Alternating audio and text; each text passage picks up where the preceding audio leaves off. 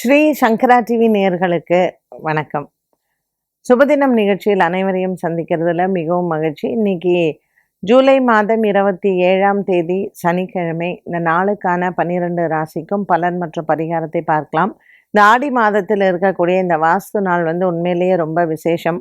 வருடத்தில் இருக்கக்கூடிய வாஸ்து நாளில் பார்த்திங்கன்னா வைகாசி மாதம், ஆடி மாதம், கார்த்திகை மாதம், இந்த 3 மாதங்கள்லேயும் இந்த வாஸ்து நாளில் நம்ம பூமி பூஜை போட்டோம்னா அந்த இடம் ரொம்ப மங்களகரமாகவும் ரொம்ப சுபீட்சமாகவும் இருக்கும் அப்படின்னு சொல்லுவாங்க.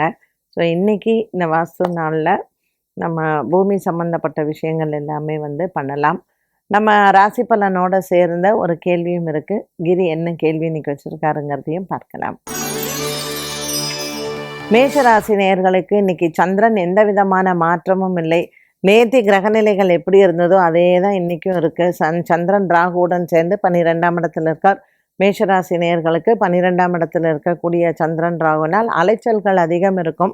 ஸோ நேத்தி தூக்கமின்மை இருக்கும் அப்படின்னு சொன்னேன். ஸோ இன்றைய நாள் ஒரு வீக்கெண்ட். ஸோ மோஸ்ட்லி இந்த ஆஃபீஸ் ப்ரெஷர் இருக்காது. சாட்டர்டே ஒரு ரிலாக்ஸ்டான டேயாக வீட்டில் இருக்க இந்த 12ஆம் இடத்துல இருக்கக்கூடிய இந்த கிரக சேர்க்கை கொஞ்சம் அலைச்சலை கொடுக்கும், செலவை கொடுக்கும். மற்றபடி இந்த நாள் நல்ல நாளாகவே அமைகிறது. குடும்ப சம்பந்தப்பட்ட விஷயங்கள், கணவன் மனைவி சம்பந்தப்பட்டது எல்லாமே திருப்திகரமாக அமைகிறது. மேஷராசி அன்பர்களுக்கு இன்றைய நாளில் இருக்கக்கூடிய ஒரு மனநிலையில் நீங்கள் சனிக்கிழமை ஆஞ்சநேயரை தரிசனம் செய்வது நல்லது. ஆஞ்சநேயருக்கு வெற்றிலை மாலையோ அல்லது துளசி மாலையோ சாற்றி அர்ச்சனையும் செய்யலாம். ரிஷபராசி நேயர்களுக்கு இன்றைய நாளில் செவ்வாயும் குருவும் உங்கள் ராசியில் இருப்பதனால் இந்த பூமி சம்பந்தப்பட்ட பிரச்சனைகள், இழுபறியில் இருக்கக்கூடிய இந்த நிலம் சம்பந்தப்பட்ட கேஸு, கோர்ட்டு வழக்குகள், இது சம்பந்தப்பட்ட விஷயங்களுக்கு இன்று அகோர வீரபத்ரரை வழிபாடு செய்வது நல்லது. சனிக்கிழமையான இன்று அகோர வீரபத்ரருக்கு வெற்றிலை மாலை சாற்றுவதனால் இவர்களுக்கு எடுத்த காரியங்கள் வெற்றியடையும். ரிஷபராசி அன்பர்களுக்கு மனக்குறைகள் இல்லாத நாளாக இருக்க, பெண்களுக்கு குறிப்பாக உடல் ஆரோக்கியத்தில் நல்ல முன்னேற்றங்கள் வருவதற்கு சனிக்கிழமையான இன்றைய நாளில் சக்கரத்தாழ்வார் பிரதட்சணம் செய்வதோ அல்லது விஷ்ணு சகஸ்ரநாம பாராயணம் செய்வதோ மிகவும் சிறப்பு. மிதுன ராசி நேயர்களுக்கு 4ஆம் இடத்தில் இருக்கக்கூடிய கேத்து பகவானின் சஞ்சாரம் சின்ன சின்ன மனக்குழப்பங்களை கொடுக்கும். சகோதர சகோதரிகளிடத்தில் பெரிய விஷயங்களோ அல்லது பெரிய விவகாரங்களோ எதுவும் இல்லை. குடும்பஸ்தானத்தில் இருக்கக்கூடிய புதன், சுக்கிரன், சூரியனின் சஞ்சாரம் நல்ல ஒரு மன நிறைவும் சந்தோஷத்தையும் கொடுக்கும். மிதுன ராசி நேயர்களுக்கு பெரிய பாதிப்புகளோ அல்லது பெரிய பிரச்சனைகளோ எதுவும் இல்லை. மிதுன ராசி நேயர்கள் 8ஆம் இடத்தில் இருக்கக்கூடிய சனி பகவான் பாக்கியத்தில் இருப்பது மன அமைதியும் மன சந்தோஷங்களும் அதிகரிக்கலாம். இன்றைய நாளில் சனிக்கிழமை பள்ளி கொண்ட பெருமாளை வணங்குவது சிறப்பு. கடகராசி என்பர்கள் இன்னைக்கு கடகராசி நேயர்களுக்கு நல்ல செய்திகள் காத்திருக்கிறது. காலை வேளையில் உங்களுக்கு இருக்கக்கூடிய ஒரு மன கஷ்டங்களோ அல்லது மனக்குழப்பங்களுக்கோ இன்று நல்ல ஒரு தீர்வை காணலாம். ராசியில் புதன், சுக்கிரன், சூரியன் இருப்பதனால் இன்றைய நாளில் நீங்கள் பெருமாளை சென்று தரிசனம் செய்வது நல்லது.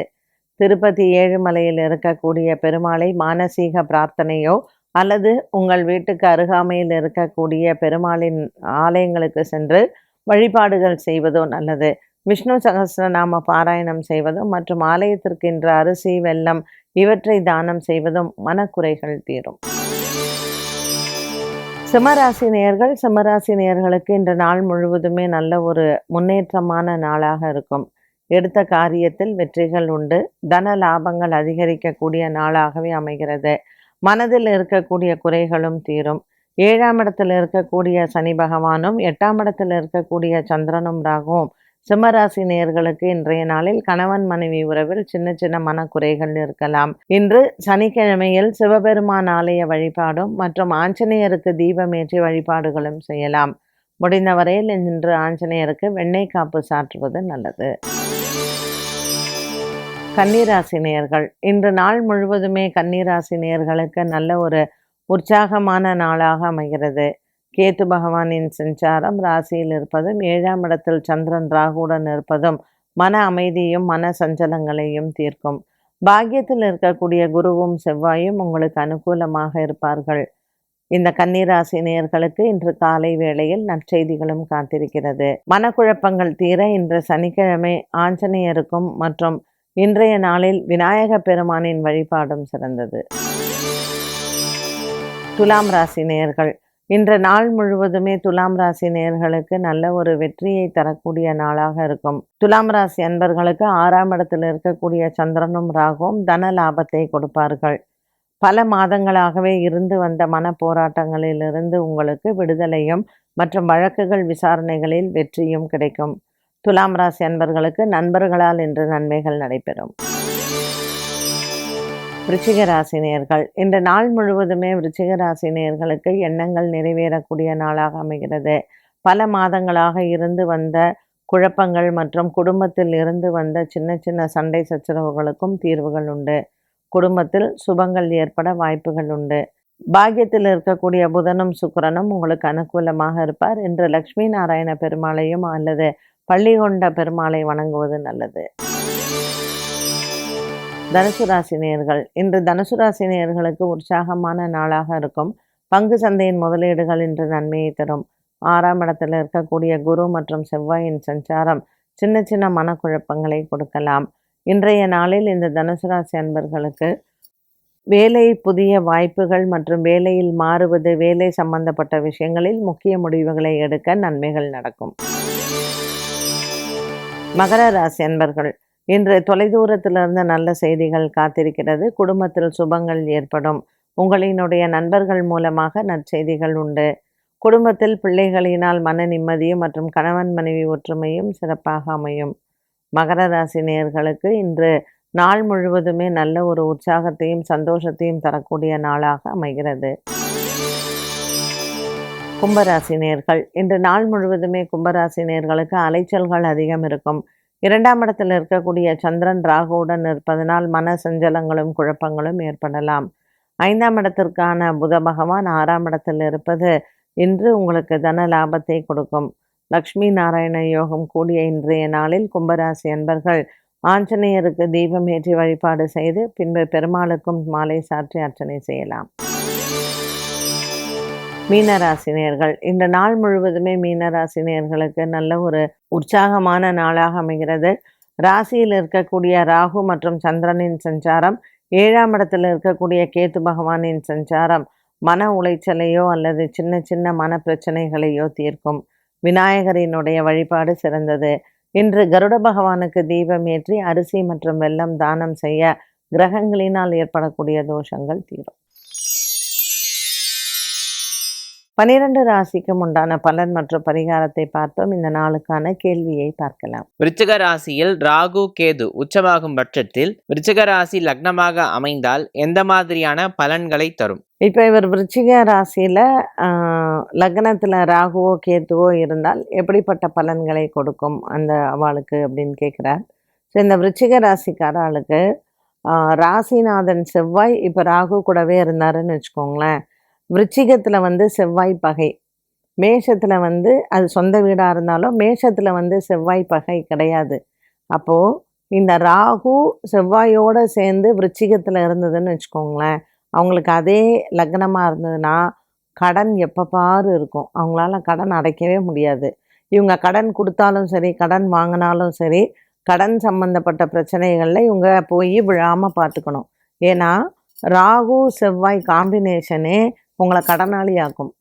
அதுவும் அது விருச்சிக லக்னம் அப்படின்னா நீங்கள் கேட்கவே வேண்டாம். இந்த விருச்சிக லக்னக்காரங்களுக்கு என்ன ஒரு நினப்புன்னா, எனக்கு தான் எல்லாம் தெரியும், இவங்க என்ன இப்படி சொல்கிறாங்களேன்ற ஒரு ஸ்டபர்னஸ்ன்னு சொல்லலாம், இல்லை ஒரு அடமென்சி அப்படின்னு சொல்லலாம். இது விருச்சிக லக்னத்துக்குன்னே உரிய குணம்.